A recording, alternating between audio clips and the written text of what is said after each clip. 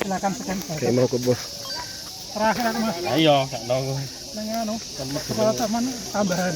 Kayak mau masuk ke Borobudur, di scan dulu Ya. tanda masuknya. Iya. Oke, terima kasih. Oke, kita dipandu oleh petugas pemandu wisata Borobudur. Patung singa kan tangannya gini, sebetulnya dia meniru patung Buddha yang berada di sebelah utara candi. Abhaya Mudra bersifat menenangkan. Tenang, jangan takut, kami membawa jalan yang baik. Dia senyum menghadap ke dalam, akan menyambut kita selamat datang di Borobudur. Oh ini ya, ini simbol dia mau menjaga. Pengaruh buruk yang akan merusak kesucian candi Borobudur. Silakan juga naik. Oke, terima kasih. Dan naik. Iya betul. Yang boleh naik ya pakai kendaraan sini kan. Oh jadi kalau yang sudah ada tanda ya, kita yang beli tiket diberi. Sampai naik. Tadi di foto sama abangnya di atas. Ini pembangunan candi belum selesai, terbukti adanya patung Singawurung ini. Patung singa Oh, belum jadi. oh ya, Belum jadi. patung yang belum jadi ya. Singawurung ya bakal calon patung singa. Singa urung tadi. Oh iya, Oh makanya disebut patung singa urung kan. ini tahu Singawurung. Oh iya, tapi kelihatannya modelnya udah mau jadi ini ya. Ya udah mulai bakal bentuk dari calon patung singanya udah mulai kelihatan. Berarti ini itu bukti bahwa ada proses pembuatan Betul Pak. patung singa ini dan salah satunya belum jadi ini. Ya, termasuk gapura candi yang banyak belum ada ukirannya itu menandakan dulu pembangunannya belum selesai. Oh, Kalau pembangunan candi Borobudur itu sendiri, ini natnya tidak boleh lurus Pak. Batunya disusun, natnya nggak boleh lurus. Nah, kemudian ini dibahat agak ke dalam, di sini dibahat agak ke dalam. Akhirnya batu akan terkunci di sini. oh, Di atas akan terkunci lagi sehingga kokoh sampai. oh ya ya ya. Sehingga nggak longsor gitu ya. Iya, iya. Kalau dulu ini pernah dibongkar, yang Endak dan Selasar ini dibongkar, kemudian diketemukan 160 panel relief Karmayu Bangga tadi, Oh, kemudian difoto oleh Christian Cepas, fotonya sekarang ada di Museum Karmayu Bangga, letaknya berada di sebelah utara candi, kemudian dikembalikan lagi, namun sayangnya ketika dari pihak Belanda mengembalikan dengan menggunakan semen. Padahal nenek moyang ketika membangun Candi Borobudur dulu tidak menggunakan semen, tidak menggunakan lem. Hanya sistem penguncinya menggunakan batu seperti huruf L. Ini seperti ya ini. kayak gini. Iya, ini. Oh. Kalau nanti kita naik di halaman situ akan terlihat pasal-pasalnya saling mengunci Saling antara mengunci satu dengan yang dengan lain. Jadi misalnya terjadi gempa, terjadi pergeseran tanah, mereka saling mengunci antara satu dengan yang lain. Berarti dulu saya pernah dengar bahwa antara satu batu dengan batu yang lain itu dilem pakai semacam telur ayam, telur itu benar apa enggak? Mitos, Pak. Cuma mitos. Nanti telur satu kampung.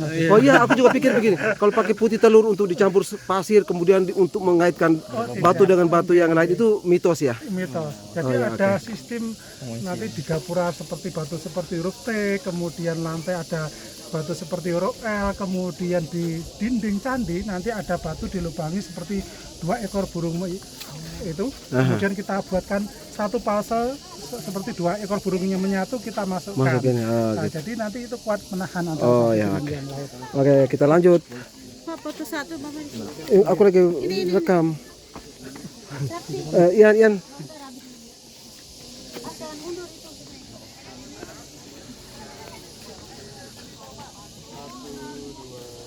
Wan, Borobudur itu mempunyai 504 patung Buddha.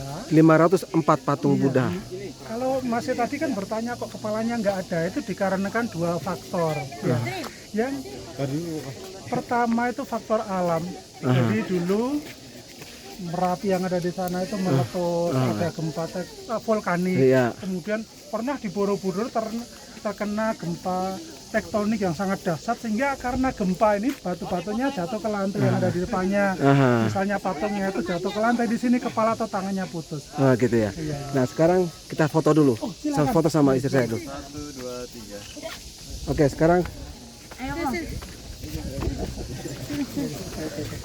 Aku tambah di atas Belakang. sekali. Jalannya nggak ada. sekarang karena kami mau difoto sama petugas pemandu dulu. Oke. 1, 2, 3, senyumnya mana? Mungkin tangannya ke atas ya. 1, 2.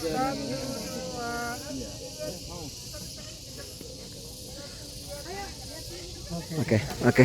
Mari kita lanjutkan perjalanan. Kenangan.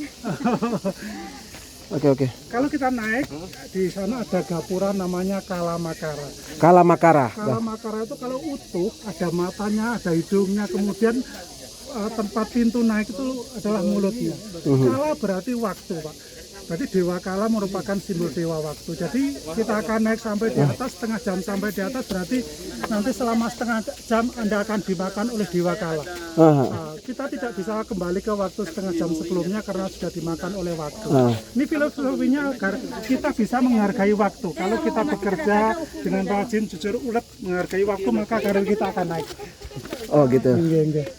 Kalau misalnya kita punya anak, anaknya disuruh belajar dengan rajin, fokus, maka ini hasilnya juga akan lebih baik. Ya.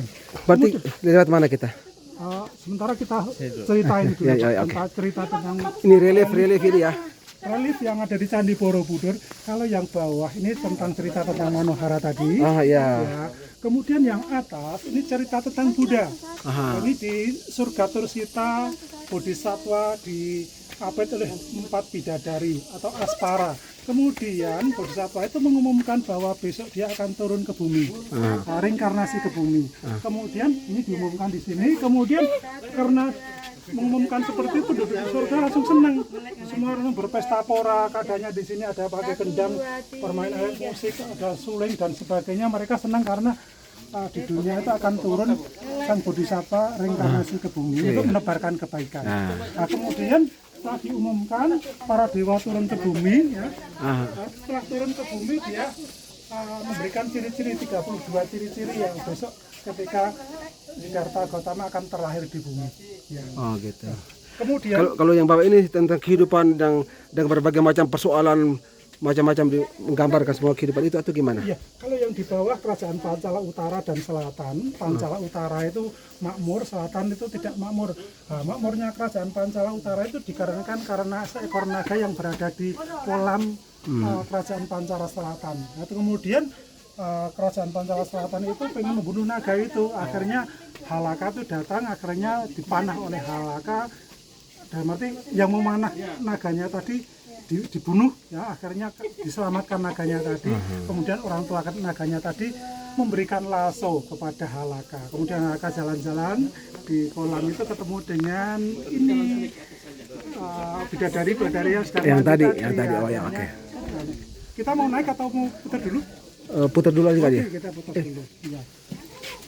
Kemudian ini sudah diberitahu, bahkan Prasetya Buddha itu juga dikasih tahu sama dewa bahwa besok akan turun ke bumi sang Bodhisattva. Kemudian para Prasetya Buddha langsung terbang menuju ke Kayangan. Berarti ini tingkat 1, ini tingkat 2, tingkat. Bukan, beda. Ini Lalita Wistara, ini Jataka Wadana. Oh gitu. Beda kitabnya. Beda kitabnya. Oh. Kitabnya. Jadi yang ada di Borobudur ini ada cerita tentang hewan juga. Oh iya. Berbagai hewan, termasuk di sini ada seorang dewa yang menyamar untuk menguji hati dari para binatang-binatang yang ada di hutan. Ini. Kemudian sang dewa ini dia minta kepada hewan-hewan ini untuk bersedekah. Kemudian ini serigala dapat memberikan susu asam, kemudian berang-berang dapat menyajikan atau memberikan uang ikan.